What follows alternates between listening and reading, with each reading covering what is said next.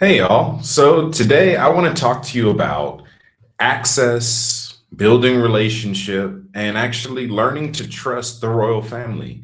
Many of you come from a bunch of different backgrounds, whether it's strictly religious, some of you come from cults, some of you come from a deep background of research.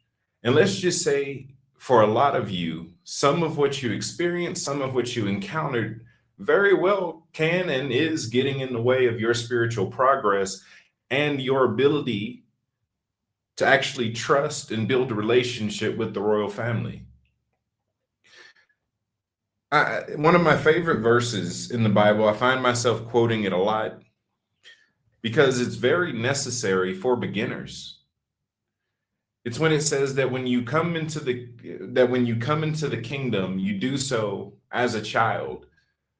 That's not saying that you turn your brain off, that you don't ask questions, that you just accept what's given to you as is at face value. That's it. No, no, no. That's a cult. Consider that a red flag in any community that wants you to turn your brain, your heart, your instincts, and everything else off in order to fit in. That's not how the empire of heaven works. That's not kingdom. What I mean, what that verse really talks about, and the actual process being given is really referring to when you think about kids, anyone who's either raised kids or been around kids, or you have memories of yourself at a young age, you remember that all toddlers do is ask questions once they learn how to ask questions. What is that? Why? Why? What is that? Why? And they ask you questions to the point where it might insult your intelligence because you'll end up saying, I don't know more than you may be comfortable with. It's that same level of wonder that we're encouraged to enter into the kingdom with, that put away whatever you think you know. Some things will be verified later and says, yes, you were right about that, but no about this. You relearn everything in the empire. Because in this space, you're actually learning from truth itself. Holy Spirit is the spirit of truth.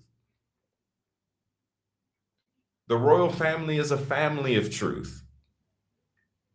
So you're learning from the source itself rather than through the interpretations of other people or even other spirits. So when building a relationship or even starting your spiritual journey, it's important to start off fresh. Give them a clean slate to work with. I've talked to many people over the years, and many of them approach the royal family from the preconceived notions that they have based on what their preacher told them, based on what this scholar said, what this YouTuber said, what this podcaster said. And it could be from a place of endearment, or it could be from a sense of antagonization, right? There's a lot of people tripped up over the Anunnaki topic to the point where they don't trust the royal family. They're like, y'all see us as cattle. And that's not even something that the individual themselves has read or studied. It's something that they've gotten, let's just say, from studies, from hearing other people talk about the conclusions of other people, but not from direct encounter. So just with anyone else, can anyone be honest and say that they've ever had an experience where they heard someone be talked about negatively, where the people that you trusted painted a bad picture of someone you did not know, and then you meet them for yourself, and they're nothing like what you were told that they were? They're like, I was told this person was a villain. This is the nicest person I ever met. This person is cool. Right. Back when I was a manager working a job a few years ago, I had a new employee join. He said, oh, I heard about you. I was like, heard about me? What? He said, yeah, all the people that don't work here no more got negative things to say. I'm like, I'm the manager. Of course they got negative things to say. I'm likely the one that had to write them up. But then they got to work with me and spend time with me, and I became one of their favorite coworkers. And I'm telling that just to talk about how preconceived notions can muddy up a relationship before it even starts. So my invitation to you, My encouragement, my exhortation to you is to give the royal family a fresh chance to introduce themselves to you. Ask Holy Spirit, hey, show me who you are. Let me meet you for you. There's a lot that you can study about Holy Spirit. There's a lot that you can study about the divine feminine, but make it personal. Get it from her. Get it from the source itself. Somewhere along the line, we started to trust second, third, fourth, fifth, seventh, 20,000 hand information rather than going to the source. And that's actually a big key in developing relationship. Yes, talking about myself, I study a lot, but I study for fun. Most of what I know and most of what I teach, or rather I'll say everything that I know and everything that I teach, I get from direct interaction with them. It so happens to be things that you can also study, that you can find. But research came after encounter. My research didn't dictate what I was allowed to encounter. My encounters dictated what became true. So when I'm reading, it's more so like a scavenger hunt, looking for what other people have bumped into that matches the experience that I had. An example being when I met Holy Spirit for the first time, she bewildered me. I was taught that Holy Spirit was a man and a woman walked into my room. My encounter made me reevaluate my theology, as it should. Think about it. The Bible at its core is a book of other people's encounters. I know there's a theology out there or a philosophy out there that says that your encounters don't matter. I don't believe that. I believe that if we believe the 400th hand retelling of someone else's encounters, we should be able to believe the ones we're capable of having now. But it comes with giving them a clean slate, having an open heart, an open mind, and being willing to trust. Trust starts a relationship. Can't build a good relationship if I started with a knife at your neck, begging for you to move 1 inch that I don't like so I can curse you, so I can kill you, so I can get rid of you. That's not how you start a relationship. That's an interrogation. And that doesn't really work because at the end of it all, they don't really have anything to prove to you. They love you, they benefit from you, but need you? No. It's quite the opposite. We benefit from them. We need them. They just happen to love us. They want us around. They want to do this work with us. So they're not really losing outside of the relationship aspect when we decide we're not going to give them a fair chance. What happens is we miss out on our own destiny, our own calling, and it takes us forever to get what they were going to give us in one encounter. So if you hear nothing else from me today, hear that you need to give them a fresh shot. Let them introduce themselves to you. There's plenty that you can read about Yeshua. You can read the Gospels. Most Christians haven't actually read the Bible. You can read the Gospels and learn about him. You can read some of the lost texts about him, the books that were taken out of the Bible. I actually have a collection of that myself. You can find on Amazon. But you can also find other books. You know, you have the life of Saint Isa, you have the Aquarian Gospel, you have the Essene Gospel, you have all these different stories talking about things outside, and it can paint a decent picture. But you don't know what's true unless you're interacting with him. So don't build a Christ in your head that fits your archetypes of what you want. Let him be real to you. Let him tell you who he is. Let him show you who he is. Benefit from who he is, not what you think he should be. Not what you're hoping for, not what you're afraid of. Same with the Father. Many people have a hard time accepting the Father because they've been taught by Christians that Yahweh is our Father, and he's not. Yahweh is a brother. Yahweh is just another member of the family. Our actual Father goes with few interactions. More now since I started making the Father a bit more popular, but for the longest, people weren't really engaging the Father. And the stories, and the reason why is because the stories that they heard about who people were calling Father was someone that was very much destructive, scary to be around, judgmental at times. And that's just by a presentation. I'm not even saying they painted Yahweh right. Just that how people painted Yahweh painted how people thought the Father was. So when it comes to interacting with the royal family, when it comes to engaging Elohim, it's all about intimacy. It's all about trust. It's all about learning the person. There aren't shortcuts. There aren't shortcuts to dating. There's not shortcuts to friendship. You have to learn the other person, spend time with the other person, prioritize the other person. As you learn them, you learn what they like, you learn what they don't like, you learn how they talk, you learn their voice, you learn their dialect, their behavior. You learn all those things, not because you read about it, but because you encounter the individual. There's another code that comes with engaging spirits in general. The royal family are spirits, by the way.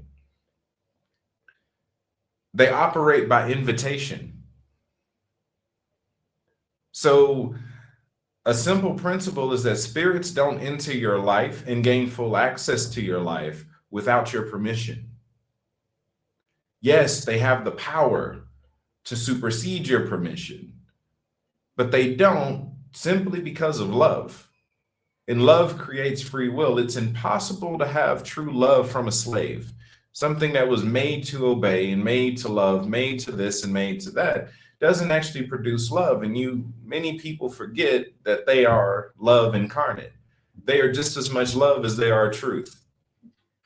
And they are just as much that as they are spirit. So in engaging them, not only do you need to give them a clean slate to work with, but you also are encountering something that's not going to supersede your movement. Meaning, if you have no momentum in your life as it pertains to them, they're not going to force themselves onto you. There's certain narratives that we've taught ourselves that say, hey, God was chasing after me. God was this after me. God was this and that. God chased it. Not really. That's might be the experience, but not necessarily the reality. A lot of Christian narrative taught us to paint our hardships as God trying to get our attention. And that's not necessarily true. A lot of times it's consequences and actions.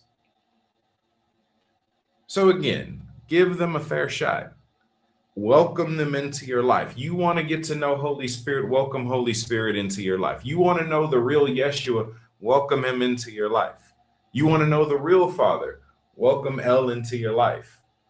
Shoot, even Yahweh, when you get around to it. But they operate through access. You give permission, and then you start to see the fruits of the relationship. Think about your friends, think about your family, think about your coworkers. You have a boundary up that says we only go this far. And then once you let them in, you get to see the effect that their closeness is having on your world. And you decide whether this person needs to stay or whether they need to go based on how they're behaving with access. And I'll tell you this, if they're misbehaving without access, that's kind of like a preview into what's going to happen once you give them full range. But yes, outside of a Christian presentation, no need for an altar call, but a decision does need to be made. Invitation does need to be given. Hey, Holy Spirit, I really want to know you. I invite you into my life. I actually want to know you for who you are. I've heard that you're my mother. That's new to me, but I want to encounter you for who you are. Show me if even that is true. Yeshua, I've heard a lot about you. The people that claim to represent you paint you very bad and give you a bad example, but I want to give you a fair shot. Show me who you actually are and give me the opportunity to know you. You apply that to the Father. You get to know them. And then you get to watch the effects of their involvement in your life. So that's my encouragement for you today. That's how you build trust. That's how you build a relationship. This is for the beginners. Don't let the things that you heard from Billy Carson and Jordan Maxwell, or even myself, create a picture for you that's immovable and prevents you from having an encounter. The encounter matters more than what you can get from a lecturer, even the best of us. And I think I'm pretty good at teaching, but better than me is actually encountering what I'm talking about. One of my favorite quotes, it says, "The wise man points at the moon and the fool looks at the finger." The greater thing is what I'm pointing you to, not me that's just doing the pointing. So if you've ever been encouraged by my stories of encountering Yeshua, Holy Spirit, the Father, or anything else, know that that on its own is an invitation for you to experience the exact same things. This isn't something locked away for the elite. This is not a cult. This is very open. This is sonship. This is your place as a son of God, as a child of God. And understand that a son does not mean male offspring.